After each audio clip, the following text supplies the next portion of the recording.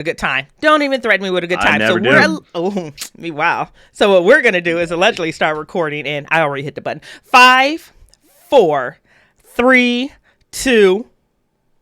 Stream orgy.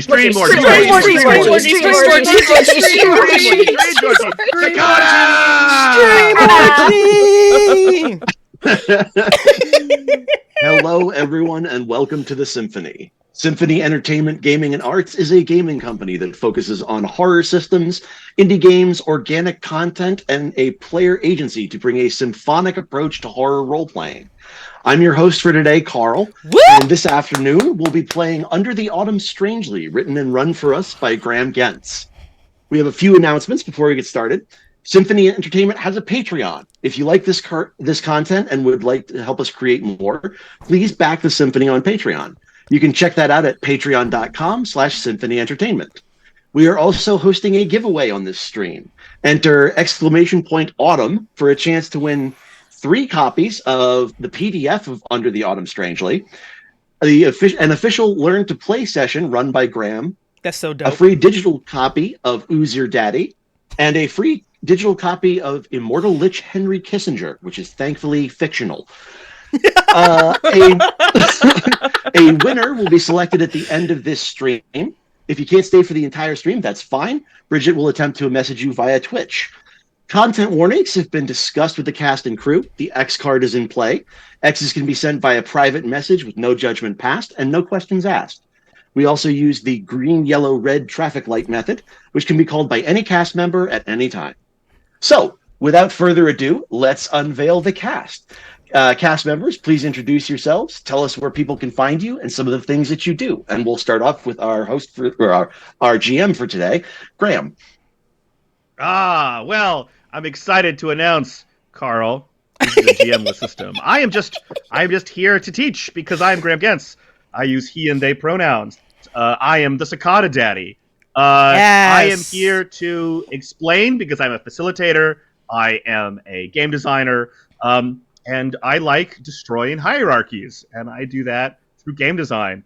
Under the Autumn Strangely, it was in Kickstarter as part of Zine Quest, and has since been released physically into the world, and was only last year, and was picked up by Indie Press Revolution, which then sold out and was on its top 10 hot list. And I've had to send them more, and so we're going into second printings, and it's incredibly exciting. So while the country is freezing over, we get to roll time back just a little bit and deal with the autumnal. We get to deal with something about getting lost on a dark, dusty road, those warm feelings about where we are. And so I'm just playing the game because I love GM-less systems, and I love the sharing of the table, because really I believe in the creativity of people that come into the space. I like designing games that respect people and ask people, no, what you have, what you donate to the game is important. And so that's what I like to do. In Under the Autumn Strangely, in Ooze Your Daddy, which is a charity game that is dedicated to Amy Tate. Amy Tate, you're going to hear from her in a bit, as well as the charity that she chose.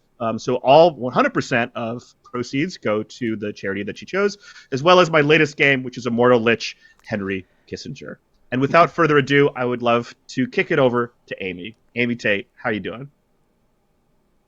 Hey, I am the famous Amy from the dedication of Ooze Your Daddy. Many thanks to Graham. All of the proceeds are going to a mutual aid group in my city called First Collective 614 that helps with food and medical stuff for unhoused people in my city. So I really appreciate the game is very fun, and that he is willing to help me out in helping out the city that I live in. So I am, my pronouns are she, they. I'm a mental health professional in my day jobs, and then I also edit for Desks and Dorks, which is an indie RPG company. Yep. And I will be GMing for Strangers for the first time this summer at Origins in the LGBTQIA lounge. So check that out when that becomes available. I may or may not be in costume. It depends on how motivated I get for my crafting. But yeah, I don't remember who's next. Nate. You just kick it to whoever. Nate. It's Nate. I'm next. Hi. Nate Hughes. He, him pronouns. Thank you again, Bridgett, for hosting me. And Graham, I'm really excited about this. I am a cast member on the Old Ways podcast. I play Elliot Winters in a Delta Green Impossible Landscapes campaign. We are keeping it together wonderfully. No weirdness and hijinks or murder or anything going on there, but I urge you to check that out. Some other projects on the Old Ways that I am in the cast for. I would love, actually, if you pull from the back catalog, The Clowns of Camp Beaver Falls, because that happens to be my favorite short, 3-episode playthrough that is absolutely ridiculous. I'll be running games and seeing folks at Chaos-Con, Necronomicon. I get corrected every time I say it my Midwest way, and Gen Con this year. I'm actually hoping to play some maybe Chaosium-Con or run some Chaosium-Con games at Gen Con this year, so that would be super cool.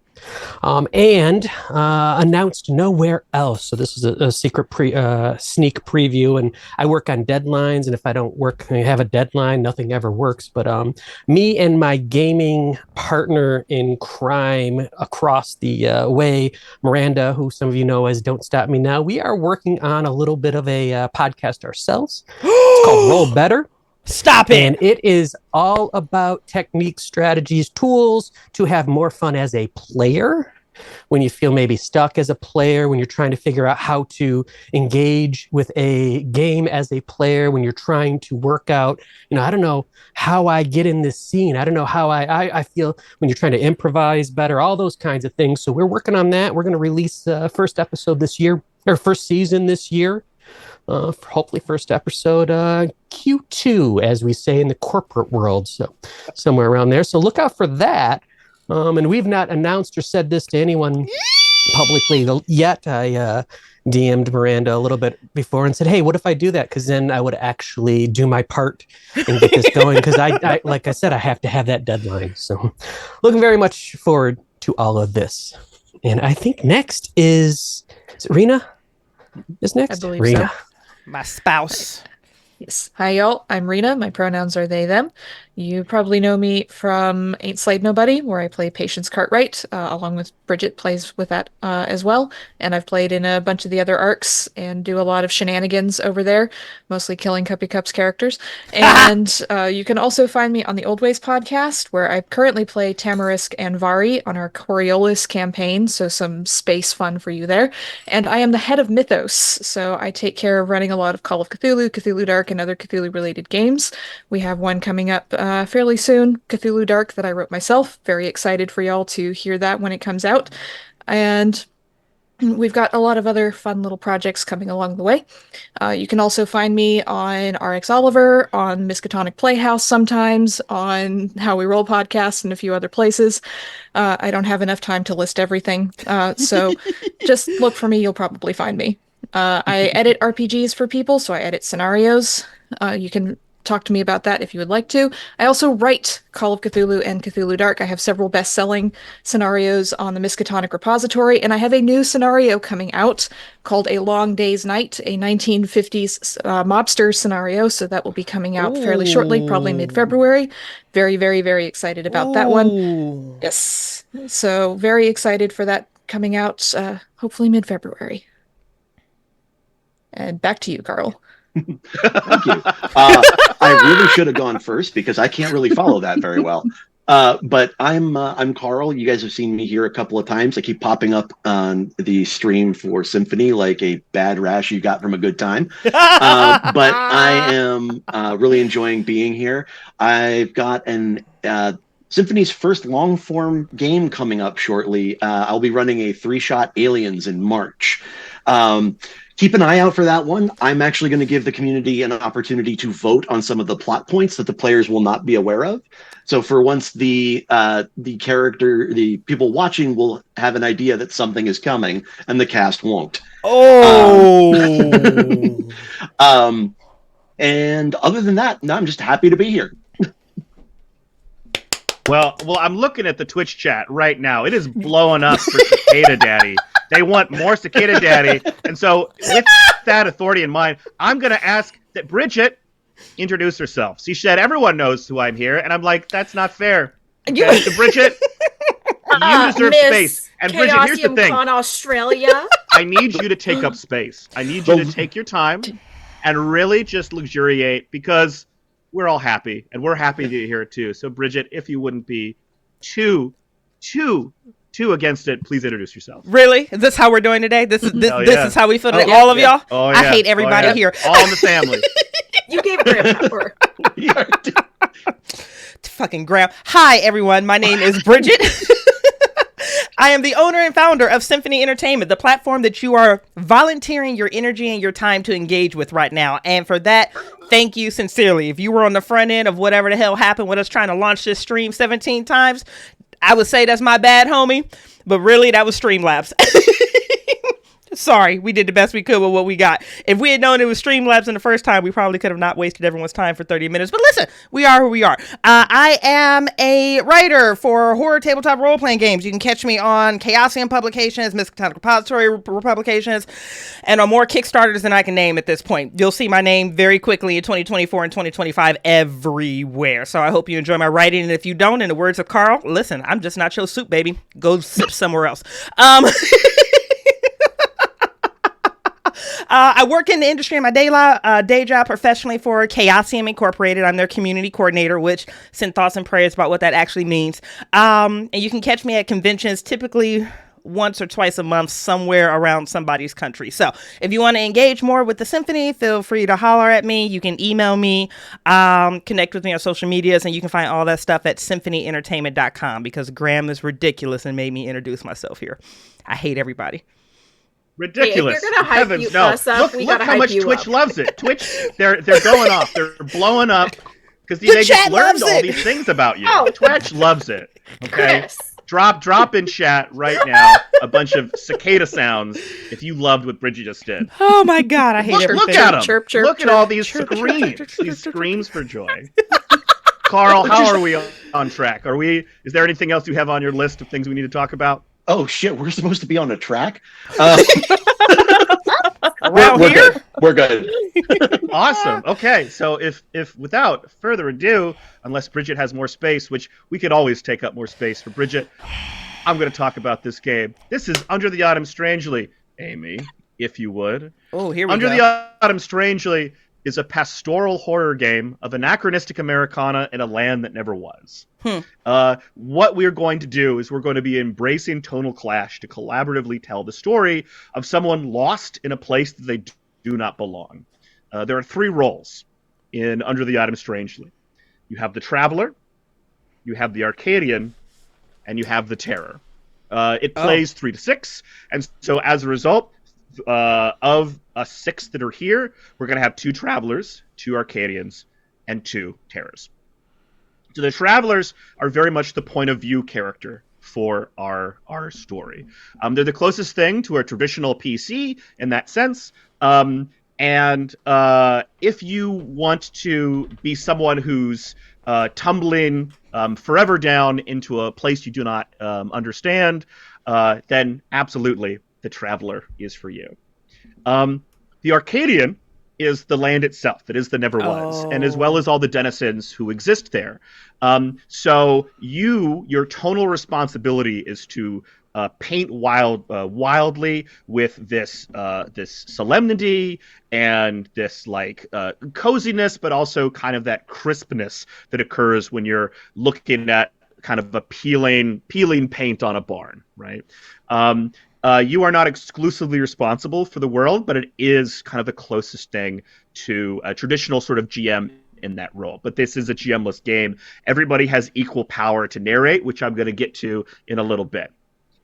And the denizens, the intelligences, the entities that exist in this strange place over hill and dale, over two or three hills that maybe you can't quite ever see at the right time. You are a little odd. Certainly maybe a little unknowable, but not necessarily dangerous. But there is something that's wrong. There is something wrong in this world, something just a little bit on the edge of your perception that's changing the way things, and that is the Terror. As the Terror, you represent the fact that there is something growing and brooding, and so if you like to whisper things in your friends' ears, if you like to plot and just be that Rina's twist face. of the knife right at the end, then the terror is for you. Yo, Okay? Rina's toes just curled. I'm aware, this is called preaching to the choir, and sometimes that's known as a pejorative, but not here, okay? I'm very, very excited for this and for this group. So we have the Traveler, we have the Arcadian, and we have the Terror. So which of these immediately speak to you? What Terror. role would you like to play? What's that, Rina? What's that? Stroking everybody. This is what I'm looking for. I'm looking for that kind of immediacy, right? There's no rules as written to decide what it is.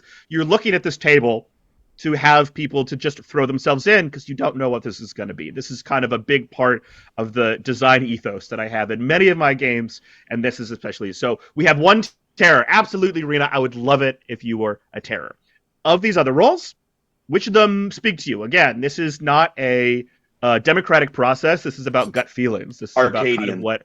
Arcadian, great. I would love it, Carl. I would love it if you were our first Arcadian. So we have May one I Arcadian. join Carl in that?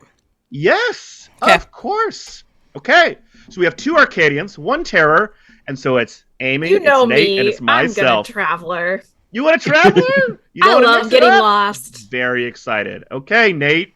So you can decide if you would like to be a fellow terror with Rina, or do you want to be a point of view character? Do you want to tumble down this strange place and get lost and kind of reckon with whatever themes? We don't know. We don't know what we're going to be establishing because, again, it's us at the table. We're going to realize, wait, I didn't even realize that's the kind of story that we were telling. That's kind of part of what we're doing here. So just gut feeling, like response. Would you like to be a terror? That's tough. The or gut a feeling is traveler? I want to be a traveler being terrified Right. by Rina as always.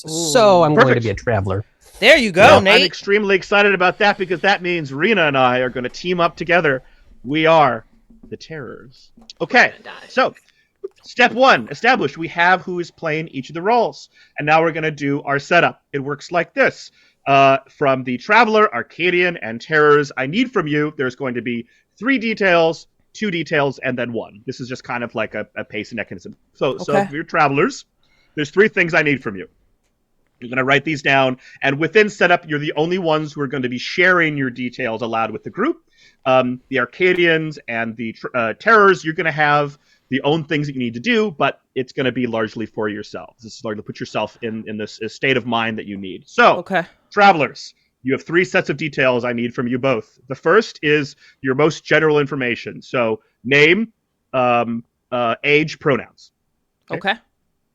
The second thing is how do you see yourself and how do you appear to others? I'm intentionally vague about this. It's a little bit like inner life, outer life. It can be physical description. It can be other things.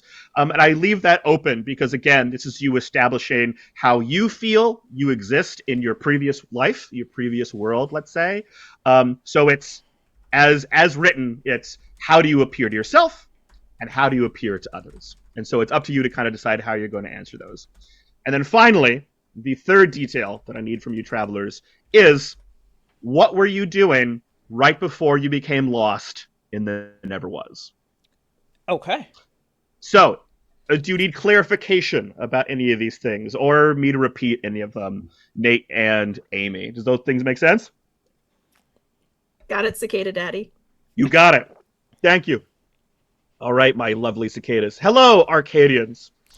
You are the Never Was itself. And kind of all of us will be able to kind of inhabit these things. And again, I'm putting a big pin in that to kind of talk about the central idea of how this game is going to work. But for now, I need you to brainstorm 2 images. Okay? The first image will be that of kind of the agrarian melancholy. So something that's like autumnal melancholy. Okay, so we're talking like a dusty road. We're talking that barn. We're talking a festival of some kind, maybe leaves. So an image, something for you to draw upon. This is not going to be shared in general, but it's to put you kind of in this mind because a lot of the initial, again, brush painting with words. This is what you're going for. So a kind of melancholy autumnal image. The second thing I want you to write down is a surreal agrarian image. So something that is like human hearts growing on a tree or giant vegetables. Okay, something that is both simultaneously kind of like countryside, but obviously quite out of place. So melancholy autumnal and agrarian surreal. You cool with that? Yeah, I'm getting some good nods. Yeah, as a point of clarification, just as the rules go, we are collaborating on creating these two, or we're both donating to? Those are for you to do yourself. You can decide to, do a little DMing. Hey, what are you doing? What you got?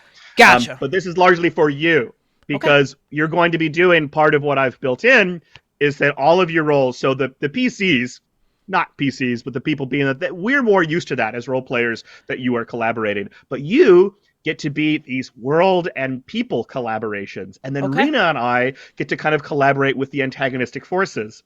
Okay. When board games and role-playing games, oftentimes, like in a social deduction game, right? You have this idea of like, I'm the bad guy and nobody knows it, or I'm the DM. Here I've kind of built in two different structures where you will be listening to each other and building off it, and Rina and I are going to be doing a very similar thing. So there's something pretty fun about the terrors kind of collaborating. I want you guys to kind of do this yourself, and then once you're out loud, you can kind of start to work in where you're going to be collaborating. Okay. Does that kind of make sense, Bridgett? That does. Yes, sir. Yeah, thank you. Thank you, Cicada Daddy. You got it. Absolutely, my lovely little cicadas. All right, so Rina, we have the terrors. Very exciting. Yes. We only have one detail each. Okay. And so the detail that we are going to come up with, and this is one that rules is written, you do a little conspiring together, right? So again, if this is a physical table, I really enjoy seeing the terror players like whispering to each other, and having everybody be like, what the fuck's going on in that corner, right? So Rina and you and I are both going to come up with ourselves a single word for a broad theme in which our narrations are going to take place. So shadow, blood, bone, hair, reflection, beauty, something like that. It doesn't have to be a physical thing. It doesn't have to be abstract. It's completely up to you. So we are going to conspire. So go ahead and throw me a couple DMs what your ideas are. I will respond and be like, oh, well, I had this in mind. Or if you're going to do that, I'm going to do that, right? And so we're each going to have a single word. And we're not going to share it with anybody, even with setup. We're going to wrap all the way around. And our Arcadians, your images are just for yourselves, right? This is to place you in where you want as your roles. But play is going to begin when we share the details, when the travelers share their details aloud. We're all going to know their names and their pronouns and kind of how they see themselves. This is to all place us within kind of the equal audience of where we know our point of view characters, a little bit of introduction. And then finally, of course, all stories need a evocative incited incident. We're all going to kind of have this shared knowledge of how did they become lost in the first place. That is what's going to get us into our first chapter. I haven't talked about the chapters. I haven't talked about narration. This is just where we're starting. Does anyone need any clarifications for things? I'm seeing a lot of like really, really good, happy faces. I'm also going to look through. Let's see. Graham, all just as an etiquette safety mechanic, the only thing I would like to jump out right now, especially because we have so much happening simultaneously in our own pockets, is for us to openly articulate the red lines for across the table one more time. Just so we all have those on the front forward of our minds. Thank you, Bridgett. Yes. And if I can find a pinned message hella fast in our group chat, I should be. I have it written down. Will you read them off to us, please? Spiders, sexual assault, cancer, harm to animals, and torture. Got it. Great. Absolutely. This is a horror game, but also it's a tone that is 100% defined by the people at the table. Because it takes these things, your travelers are maybe a little bit whimsical and everything's a bit strange, and then the terror and I are adding that kind of twist, and something's not quite right about that. But it's really up to us. I've played games of this of where it's not that quote unquote scary. And again, this is the idea of what is horror, and then even what is a horror role-playing game. And these are the big questions that I like asking as part of my games. So having a game that has zero expectations beyond what the players bring, it is very important to have these things laid out. And then we discover where we're at. You have a life outside the table, and that brings in what you want, what you don't want, and you probably don't know what those are, which is part of what I'm trying to do. So Well said. having that means that the lines are all the more important, right? Because it means we get to lean into the stuff we want, and we are more aware of those things. So very, very pleased about all of that. So, Graham, one thing you just said, I want to make sure that I heard it right, Rina. It doesn't have to be a horrible, terrible, Rina, game full of horror and terror, Rina. It could go in a different direction, Rina. Is that what you're saying? I think you I also don't know need to what you're direct that talking at about. Graham a little too. Like, I hope you break the shit out of that character. Please hurt Nate. Rina is going to bring whatever Rina wants to the game, and that is what I'm trying to encourage, right? Yes. And so you're going to bring, and everyone is equally important. And when I get to the rules, that's going to kind of play out about why that is the case. I will say, Nate, my traveler went rogue last time. Yo, it was pretty nuts. Maybe in the talk back, we can talk about some of that God, as well. yeah. Really, really excited. Okay, so, so I'm going to talk about the way this game plays before we go into the sharing of details. But it seems like everybody's kind of had ample time to write things down. So if you need to do that, that's great. So at the top, the number one most important thing about play in Under the Atom Strangely is something that I call the principle of narrative truth. Everybody has the same equal power to describe in present tense, and it is true. Okay. Travelers, you're going to be doing this from the perspective of your characters. So I see this, this thing happens, right? So you could say, okay, well, I see a lantern swinging on a branch. The branch nor the lantern didn't exist before, but now it does fully and completely for everyone. And everyone can continue to add upon those things, right? So the traveler says that, but it has to be from their perspective. Like, I see this. The Arcadians, they have no limitation from this, so they can freely move in and out when they want. And so perhaps Bridgett would then say, okay, well, from this lantern, there is an orange deep light that pours out of it. Okay, that is also equally true. And then Rina will say, and there's a deep crack in the glass of that lantern. So all of these things do not contradict each other, and they are all true. Most of the time, the terrors are going to be describing from an unseen observer, but it's, again, a little bit loosey-goosey. This is the narrative principle truth. This is where everything kind of lands, okay? The next pushing element is the idea in the middle of this book. So right where the spine is, which I've placed in the exact middle of the book, exactly where the staples are. Was that intentional? Who could say? Yes, it was very intentional. This is the 3 rolls. And this is the kind of mechanical weight. Everyone is going to have tokens which represent change every round based on chapters.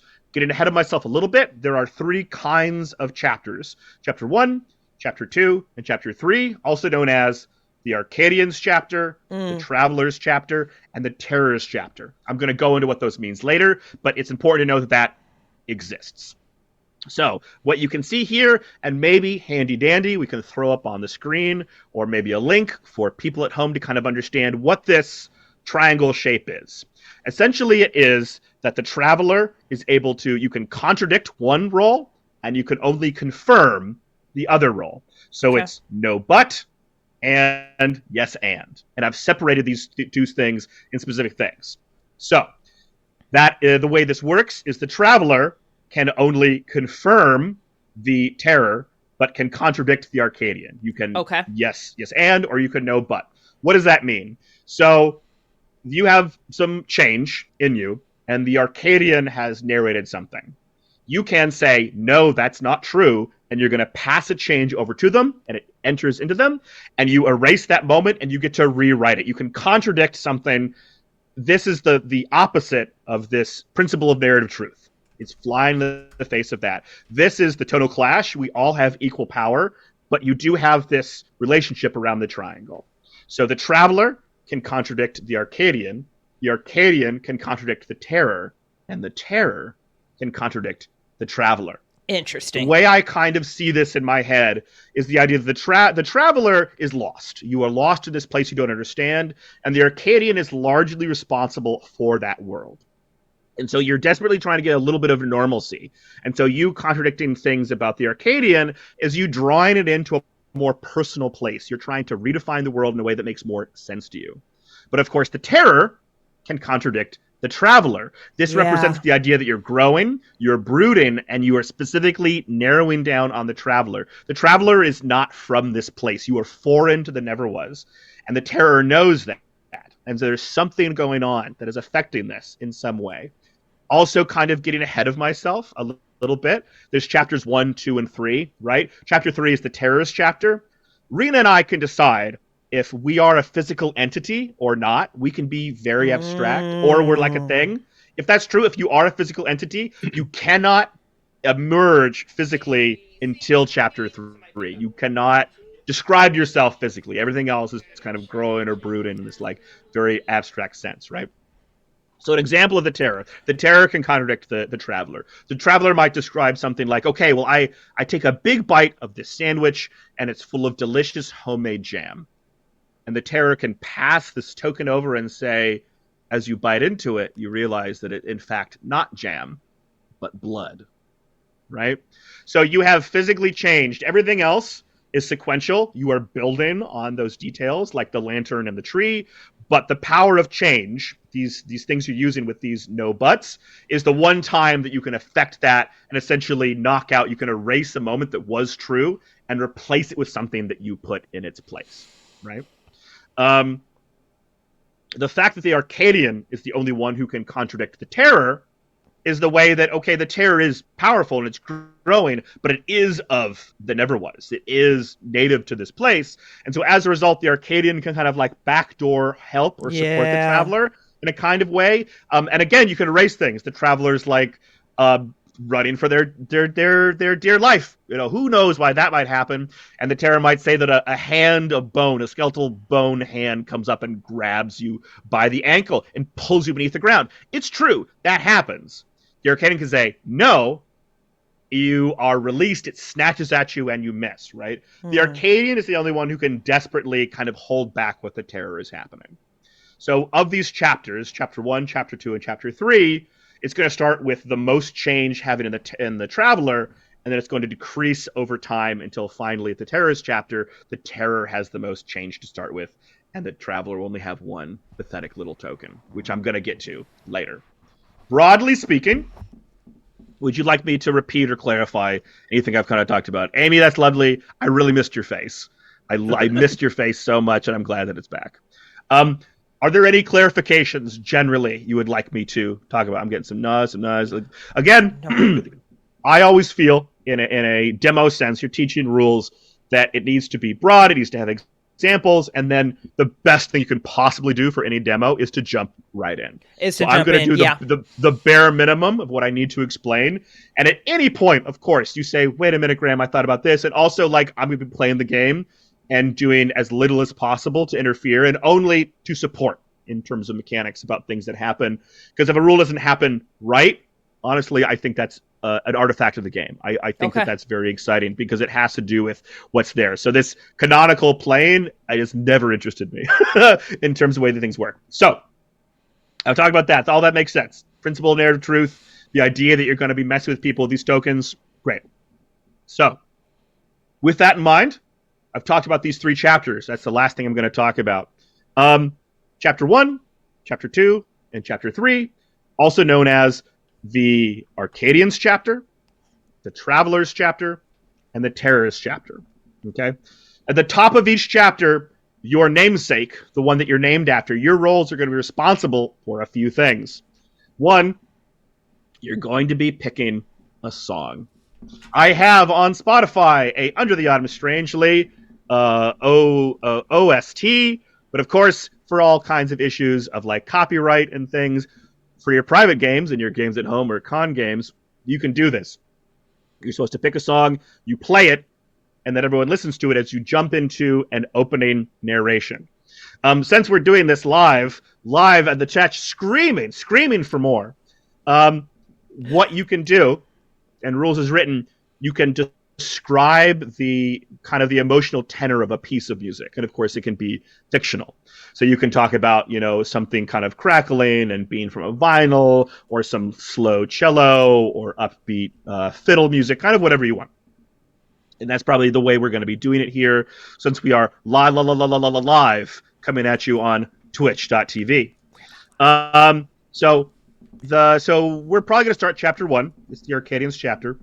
So you pick a piece of music, and the idea is that when you're ready, you're going to play the piece of music, and when you feel the time is right, you're going to jump into an opening narration. You think about this like very much like a voiceover, right? So like imagine that you're establishing place. There's really only two things that you need to establish firmly in your opening narration.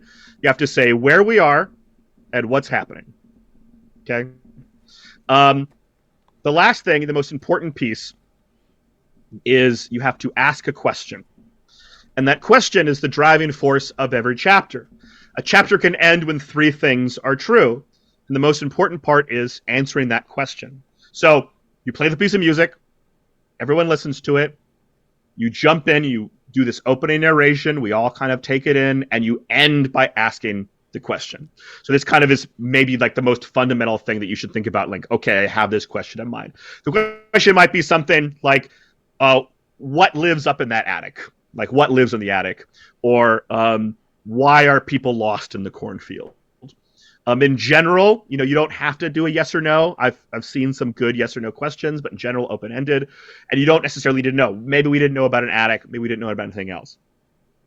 So the way that a chapter ends is when three things are all true. The first one is, we know the answer to the question. Okay? And this is, again, pretty loosey-goosey. What does live up in the attic? We don't need to see it. We don't need to interact with it. But again, this can be called by any player. They say, wait, I think we did it. I think we all know. I think we all know. We pretty much know what's up in that attic, right? And so once we do, like, oh yeah, so it's on general table consensus, we're like, okay, we're ready to go on. The change is going to be moving around. So the change is going to enter into your pool. With more than one person per each role, you kind of have like a shared little pool. And so the second thing that has to be true is one role has no change left. So it's been pushed around. Usually whoever starts with the lowest amount, it's again going to be 3, 2, and 1. So if we know the answer to the question, if one role has no change left, and then finally, one player asks for a fade out. This is kind of like a release valve. This is an extra thing. Let's say we do know, oh, okay, yes, absolutely, we've reached this climactic point in the story. We know the answer to the question. And I want to make sure that we're not just staring mechanically. We're ignoring the story and the way that we're telling it. And we're just waiting for this change to get pushed around. And we're at this point. Any player can be like, that's it. That's the button. That's our moment. And then you fade out, right? So you're not just like trying to push it in. Also, like, maybe we've done it. Maybe all the change has been pushed away to one of the other roles, but we're stuck in that moment because we need to finish it narratively, right? When we decide we're there, any player, it's not a consensus thing, can be like, that's it. That's our moment, right? Do those three things make sense? Yeah. Give them some good nods. And again, I will repeat for you Arcadians kind of the things that you're responsible for. At the top of the chapter, I'll repeat what you got to do and those kinds of things as well. Good, because when you said, pick a song, when you said pick a song, my head just went, pick a song, but now we're not necessarily doing that, but still I had to think about songs. Right, just for the sake, because we are live on twitch.tv. I don't know how the copyright works. Terribly. Like, perhaps down the way, I'll have a copyright-free list of appropriate music, but instead I have this thing you can enjoy in your own time, in your own con or home games. A list I'm very, very proud of. Perhaps we'll drop it in the live chat right now. But yeah, pick a song. That's part of it. Okay, so let's share the traveler's details and then take a 10-minute break. So we can kind of ruminate on where we are. And then we will then jump in with the Arcadians taking point, and then we're going to jump into the game proper. Okay. So Amy, would you be willing to share with us the details of your traveler? So I am Cass, mid-30s, hard to tell. Pronouns she, her. I think other people very much see me as somebody that it's hard to describe, right? I go to work, I get my job done, a little dreamy maybe. They might say, what color are her eyes? What color's her hair? Well, she's very nice. She's very nice. Like I wouldn't be trusted to get the birthday cake for the party, but I would write a very lovely thing in the card. And I see myself as an artist and a creative and somebody that is kind of trapped in the job that I do every day. And I have a lot of things in my mind. I'd rather be anywhere but at my desk. And that is how I get lost. I am in the woods because I needed to see some trees to deal with this week. I needed to crunch on some leaves. I needed to see some trees. And I had my knitting out, knitting some warm socks for the fall with this delightful burnt orange yarn that's just so soft.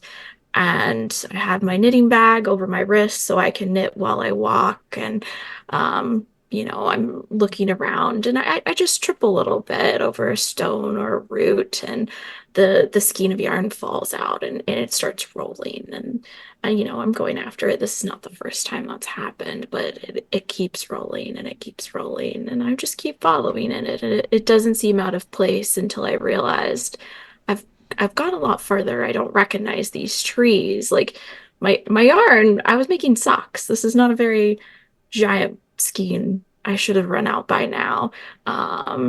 But I love this yarn. I'm going to keep pulling it. I'm going to keep trying to grab it. I don't want to lose it. And all of a sudden I'm in woods that just seem different. Oof. Awesome. Thank you, Cass. I think I see Cass very, very well. Wonderful. Nate, would you share with us the details of your traveler? Absolutely. I am Milo Cutts. Pronouns he, him. I am 16 years old. How do I see myself? Sort of a protector, just a mighty champion standing between the good and the bad, the dark and the light, the badness and the goodness, rippling muscles, mighty thews, abs, and pectorals that bulge and rip against the fabric of whatever I'm wearing. How others see me, a spindly farmhand. Yeah. A homespun tunic, sort of shapeless.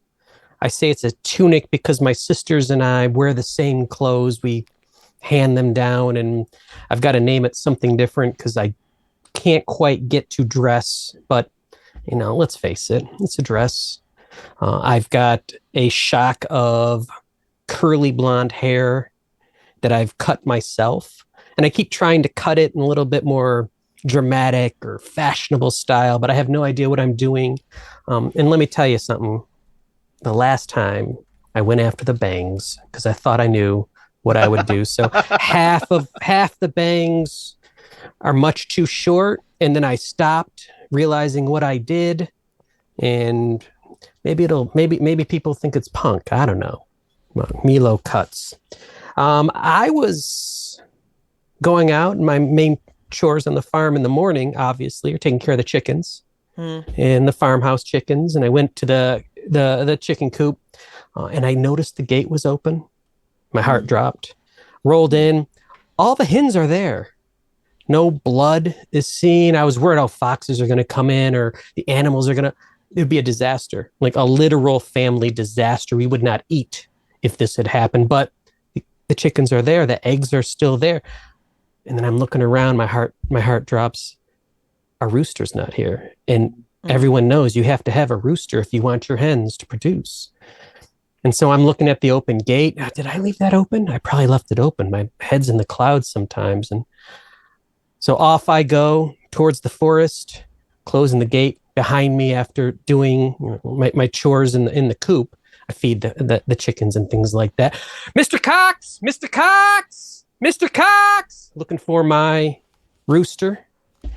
The furry, tufted feathers at the bottom of its feet, and it's got that striking red color. And I head off into the forest looking for Mr. Cox, knowing that if I could just find, I mean, it's a rooster. It couldn't have gone that far, and it wasn't anywhere else on the farm, so it must be here. And if I can find it before my dad finds out that I managed to lose the rooster, everything will be fine. Won't get in any trouble. Won't be any whoopings. Won't be any punishment. I'm just gonna real quick go in, and I'm looking around, and I fall deeper and deeper into this forest. And at one point, I'm like, I know this forest like the back of my hand, but man, this part doesn't look familiar at all. Mr. Cox? And that's Milo. Thank you, Milo. Wow. So we're gonna take a short break, but a couple small bits of housekeeping before we do. On our break, I'd like to ask the players to get some bits and baubles, the tokens that are going to represent change. Normally be 3 per player, but because we're kind of in this digital space, we're going to be kind of theatrically passing them to the camera. So you need somewhere more in the space of like 5 or 6. You can be really anything. I have these tiny little skulls. Who knew? Who knew I was going to be playing the terror? Not me. And we've talked about safety tools. There's the X card. You have the stoplight system as well as lines and veils. There's one that I like to use. It's particularly potent in con games where you don't know anybody. The X card is about eliminating things you don't want. But for me, there's always this like slight awkwardness, particularly in like horror games in which you're like, I don't know these strangers. For me, the opposite of the X card is the O card. The O card I'll do with this little O, and you put it in front of the players. It's like a little button that you can press when you like a thing. Okay. It represents to me enthusiastic consent. It's also a great way to encourage without interrupting. So there are several points. Mr. Cox, I wanted Nate. I didn't want to interrupt Nate. So I do a big O with my hands, because you can do like an X for this, especially in LARPs when you're like on your feet, you do this. And so I like the O with the hand because it looks like the little heart hand, and also I can look through it.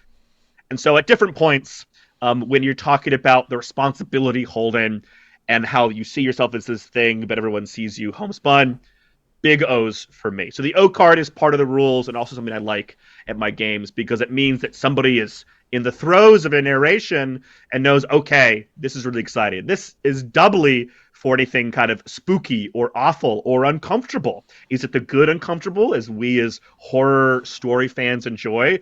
Or is it the bad kind? When you get those O's, you know you can like just pedal to the metal. And I love that, right? It means then we have the best space to tell the kind of story that we want to tell because we have enthusiastic consent to do it. So big O card for many of those things. I adore it. Are there any last bits of clarifications, questions, or housekeeping from the galley, or the what? How many notifications am I gonna get on this Twitch stream? Woo! Wild. Yeah, Cicada Daddy, more and more Cicada Daddy. Give us all Bridgett the Cicada needs Daddy. a longer introduction. I'm getting all kinds of these crazy comments, you know. So, how's everybody doing? Everybody good? Yeah. Great. All good. Great. Okay. Good to go. I will see you and our explode. Wow, this is the highest numbers I've ever seen on any symphony of all time. I think we're gonna go to the top page of Twitch. Is that a thing? I don't know. That's the thing. I It will don't be fucking tonight. know. Let's Okay, go. great. We're nailing it. Everybody, we nailed it. I'll see everybody in 10.